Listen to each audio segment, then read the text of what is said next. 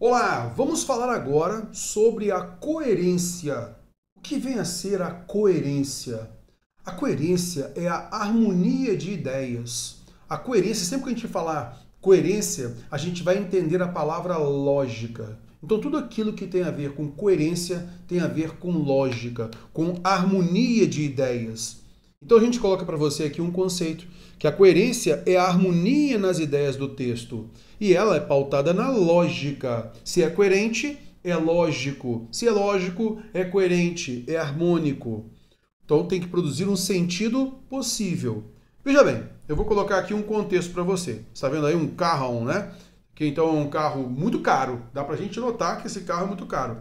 Seria lógico, seria coerente eu querer comprar um carro desse se eu tiver um baixo salário ou se eu não tiver um trabalho? Não seria nada lógico. Não haveria harmonia entre baixo salário ou salário algum com um carro muito caro. Concorda comigo? Então, neste caso, não haveria harmonia entre as ideias, não haveria coerência, não haveria lógica. Então, uma pessoa que adquire um carro desse, naturalmente, é uma pessoa que tem boas posses, que tem um bom cargo, que tem um bom dinheiro. Concorda comigo? Aí haverá uma harmonia. Concorda? Beleza. A gente então vai observar que muitas vezes alguns autores colocam uma incoerência aparente. Então, às vezes, no humor a gente percebe isso, muitas vezes em textos críticos a gente também percebe isso. Eu vou colocar aqui para você uma frase para chamar a atenção disso. Algumas vezes a gente olha, é incoerente, mas você vai ler o texto e você vai perceber, poxa, neste contexto, esta incoerência aparente ficou coerente agora. Então, olha só, faço faculdade, mas aprendo muito. Bom, batendo o olho aqui, você percebeu, opa, existe alguma incoerência aí. Não há harmonia, não. Por quê? Porque se espera de quem faça faculdade que aprenda bastante. Não é uma coisa lógica fazer a faculdade e aprender bastante? Então, o ideal aqui, então haveria um erro no conectivo, né? O conectivo adversativo, de oposição, na realidade, deveria ser aqui o portanto, que é um conectivo conclusivo. Olha, se eu faço faculdade, então aprendo bastante. Faço faculdade, portanto, aprendo muito. Pronto. Aí eu corrigiria essa incoerência. Concorda comigo? Porém, vamos colocar aqui que o autor deixou mesmo no título, tá? Vamos supor lá um autor renomado, colocou isso no título, então a gente sabe, cara, foi intencional. Esse conectivo adversativo aqui, ele é intencional. E aí você, no contexto, observando todo o texto, você vai perceber de repente que ele está fazendo uma crítica às faculdades. E para ele, as faculdades não estão ensinando bem.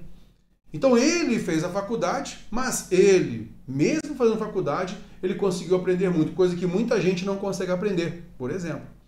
A partir deste contexto, a gente consegue perceber, opa, aquela incoerência, na realidade, aquela ideia é coerente com os argumentos colocados no texto. É coerente com esse novo contexto. Está vendo? Então, muitas vezes, a gente vê uma frase ilógica, a gente vê uma frase incoerente, aparentemente sem harmonia, mas quando a gente vai observar o contexto, opa, tem coerência sim. Bom, então, isso é uma ideia, né, desse início aqui sobre a coerência. Tá legal? Vamos lá. O que torna um texto incoerente? Ora, a partir do momento que a gente entende o que é incoerência, aquilo que está fora, a gente começa a perceber aquilo que é coerente, aquilo que é harmônico, aquilo que é lógico. Então, vamos lá. Algumas ideias aqui sobre aquilo que prejudica a lógica, prejudica a coerência. O que torna um texto, então, incoerente? Eu vou colocar aqui algumas expressões, elementos, né, que podem gerar incoerência, porque muitas vezes é o que cai em prova, tá legal? Então vamos lá. Há palavras, às vezes, inadequadas, ou até mesmo imprecisas, né? Então, olha só, o atleta jogou sobre vaias da torcida. Olha, dá pra gente perceber que está lá o atleta jogando, né? E aí a torcida, a imensidão aqui da torcida, está vaiando aquele atleta. Então esse atleta está sob vaias e não sobre vaias. Ele está sob. A gente consegue perceber uma palavra inadequada aqui. Concorda comigo? Quer ver só uma outra palavra inadequada ou imprecisa? A gente muitas vezes emprega expressões de quantidade aproximada. Quando você quer colocar uma quantidade aproximada, significa que você não tem aquela quantidade absoluta, né? Não tem precisão daquilo. Então eu falaria para você o seguinte, que cerca de 700 pessoas estavam aqui, cerca de 1000 pessoas estavam aqui. Então, se eu coloco uma quantidade aproximada, eu sei, né? O leitor também vai perceber que não há certeza de serem 700 ou 1000 pessoas. Então, se você escolhe a expressão de quantidade aproximada, cerca de, aproximadamente, então você sabe que não há precisão daquilo. Então, você coloca 1000, 700. Agora, veja bem, se a pessoa de repente utilizar lá, cerca de 827 pessoas estavam aqui. Se é cerca de, é quantidade aproximada. 827, concorda comigo que é uma precisão? Então, uma expressão ficou incoerente em relação ao dado que foi colocado. Tudo bem? Então, neste caso, é o que nós falamos. Algumas palavras são inadequadas, são imprecisas, e isso gera a incoerência. Tudo bem? Então, aqui o ideal seria sob e não sobre. Continuando. Isso acontece algumas vezes, tá? Palavras que transmitem, às vezes, um tom positivo, mas elas são empregadas em contexto de valor negativo e vice-versa, tá? Então, às vezes acontece mesmo. Existem palavras que elas têm um tom positivo. Então, ao colocar aquela palavra, você já subentende que é algo positivo, quando de repente aparece algo negativo. Olha só, a expressão graças a. A expressão graças a Deus, graças aos anjos. Sempre que você utilizar o graças a gente vai iniciar uma ideia de causa, tá? Então, o graças a, ele vai iniciar uma locução adverbial de causa, tá? Então, e essa causa é positiva. Graças a Deus consegui tal coisa. Graças à ajuda dos meus alunos consegui tal coisa. E assim por diante. Então, quando a gente emprega o graças a, eu não posso ter como causa um elemento negativo. Perdemos um show graças ao atraso do ônibus. Olha, atraso de ônibus é algo negativo. Então não caberia aqui o graças a. Concorda comigo? O ideal seria o quê? Devido a, por causa de, e não o graças a. Então sempre vai empregar o graças a com algo em tom positivo e não negativo. Olha só, estou carente. Veja bem, uma pessoa que está carente, a cura dessa carência é algo positivo. Porque a pessoa fica carente de algo positivo e não de algo negativo. Ah, eu quero tanto sofrer. Ninguém quer sofrer. Então, se a pessoa está carente, ela está carente de algo positivo. E aí, de repente, aparece aqui, estou carente de problemas. Não estou carente de problemas, não. Eu quero me livrar dos problemas. Então, carente se espera algo positivo e não algo negativo como problemas. Então, há incoerência aqui também.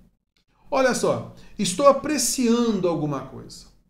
Quando você está apreciando alguma coisa, é natural você ter a ideia de apreço. Eu tenho apreço por algo, então estou apreciando algo. Concorda comigo? Um tom positivo, tá? Agora, se a pessoa quer colocar estou apreciando os problemas para chegar a uma conclusão, na realidade a palavra apreciando não seria adequada. O ideal seria utilizar que tipo de palavra? Analisando. Estou analisando os problemas para chegar a uma solução. Analisar não tem tom positivo ou tom negativo. Concorda comigo? Já apreciar, sim. Então não caberia aqui problemas sendo apreciados, mas sim sendo analisados, ok? Então, neste caso, não caberia apreciando com problemas. Então, cuidado. E isso, não tem essa de ficar decorando quais são as palavras de valor positivo, palavras de valor negativo, e aí vai gerar uma incoerência. Não caia nessa de tentar decorar nada. Mas você vai perceber muito pelo contexto. Poxa, essa palavra aqui tem um tom positivo, essa aqui tem um tom negativo, então soa mal, soa estranho, soa ilógico, incoerente. Tá legal? Beleza, então, torna incoerente, né, um texto, palavras inadequadas, ou imprecisas, palavras que transmitem tom positivo e na realidade o contexto tem um valor negativo e vice-versa, né? Expressões paradoxais, expressões controversas. Olha só, nós nos encontramos quando estamos distantes. Mas veja, eu posso entender aqui como uma incoerência aparente. E os poetas, né, os compositores, usam muito esses elementos controversos. Concorda comigo? O paradoxo é uma figura de linguagem, inclusive, largamente utilizado pelos poetas, né, nas canções e tal. Então, olha só, nós nos encontramos quando estamos distantes. Cara, não dá para poder encontrar com alguém distante. Concorda comigo? Mas vamos colocar agora como uma crítica social. Nós nos encontramos quando estamos distantes, porque às vezes, eu poderia colocar aqui uma crítica a pessoas que usam muito o celular, muita rede social. Então, quando estão próximos fisicamente, acabam nem conversando, mas quando estão distantes, acabam conversando mais. Concorda comigo que pode ser? Pode. Também pode ser, de alguma fase, poética, né? Nós nos encontramos quando estamos distantes. Ele quer mostrar o quê? Quando eles estão distantes, né? Quando o marido e mulher, namorada e tal, os namorados estão distantes, um sente muita falta do outro. E acabam se encontrando, né? Encontrando o eixo do amor. Concorda comigo? Então aquilo que é uma incoerência, pode ser uma incoerência aparente. E ao longo do texto você vai percebendo, poxa, tem lógica nisso que foi falado, não é? Beleza? Eu me acho enquanto me perco. Isso tem muito a ver com música, a gente percebe algumas frases mais ou menos nessa ideia, né? Olha só, eu me acho enquanto me perco. Terror, é uma incoerência.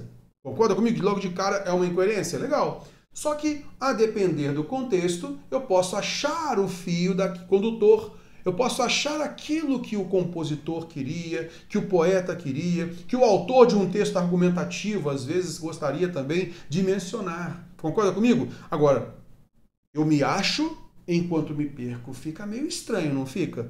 Então, neste caso aqui, eu sei que é incoerente, mas, cara, deixa eu tentar achar um fio condutor aí.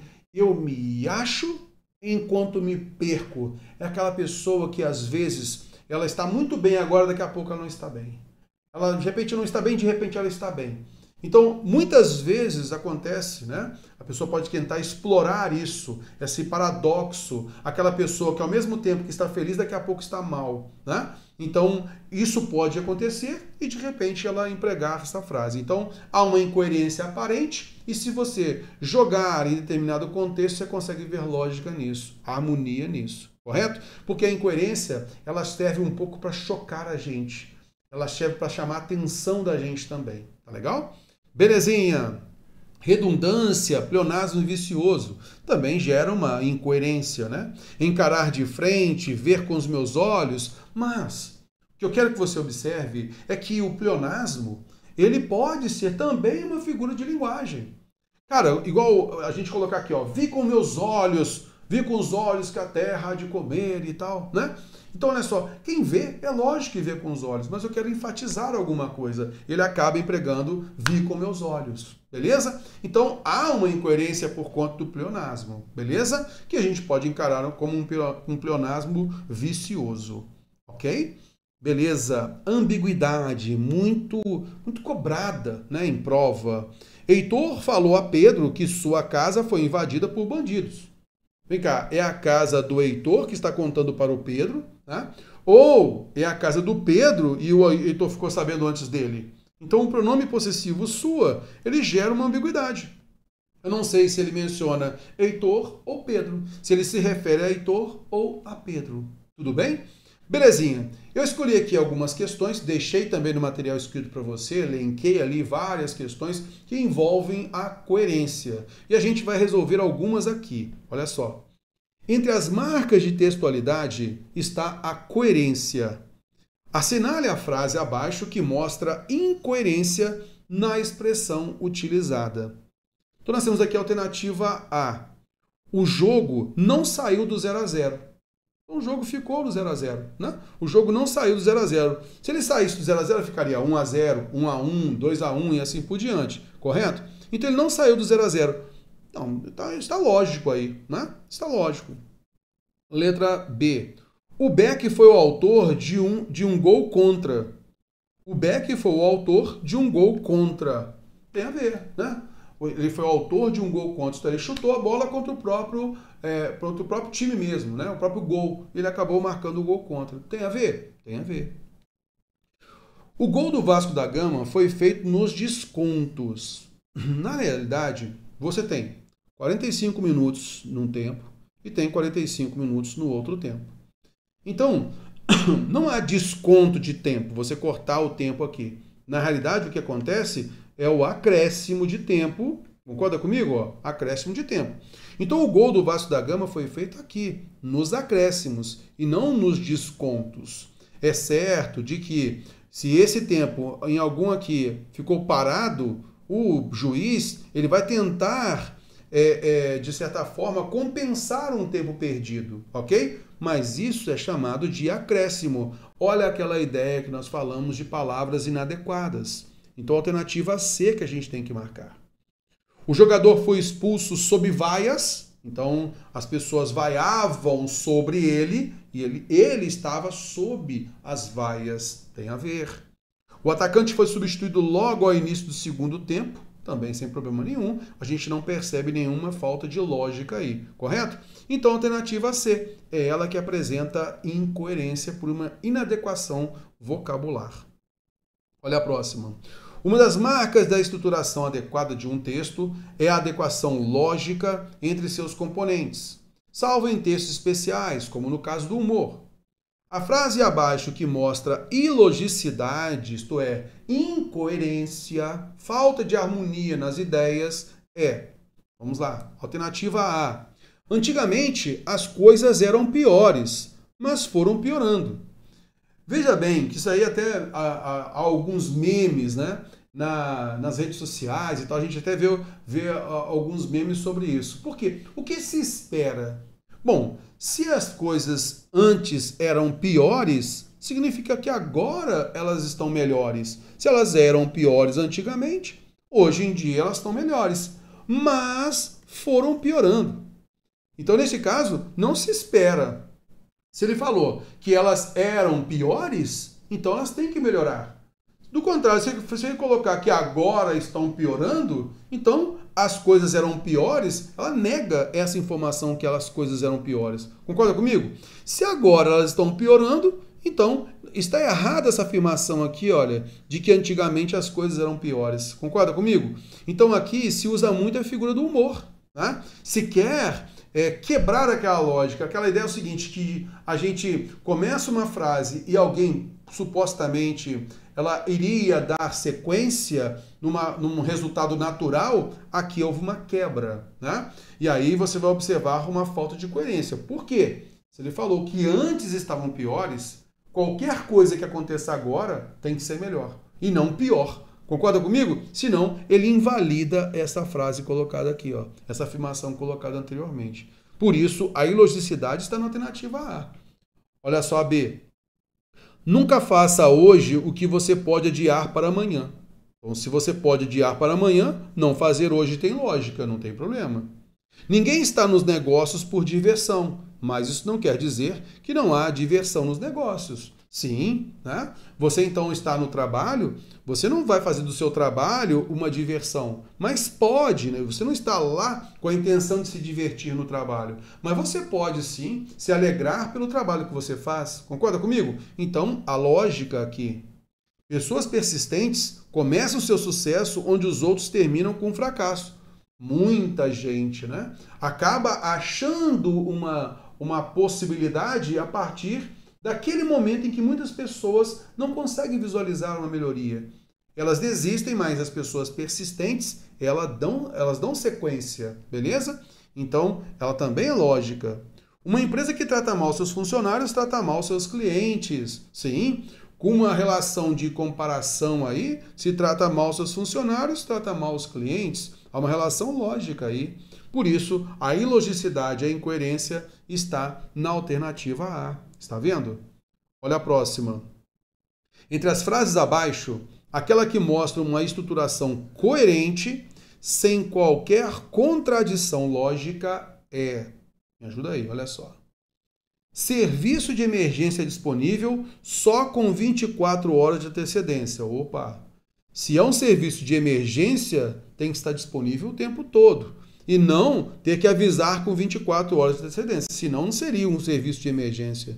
Então, as 24 horas de antecedência, elas anulam essa ideia de emergência. Concorda comigo? Então, há, nesse caso aí, uma contradição. Letra B. Eu mataria por um prêmio Nobel da Paz. Olha, se o prêmio é da paz, como é que a pessoa fala que vai matar por ele, né? Então, ganhar um prêmio extinguiria a ideia de matar. Matar extinguiria a possibilidade do prêmio, concorda? Então, naturalmente, há uma contradição lógica aí. Eu caminho devagar, mas nunca caminho para trás. É a ideia da persistência e de que a pessoa, mesmo devagar, ela vai atingir seu objetivo.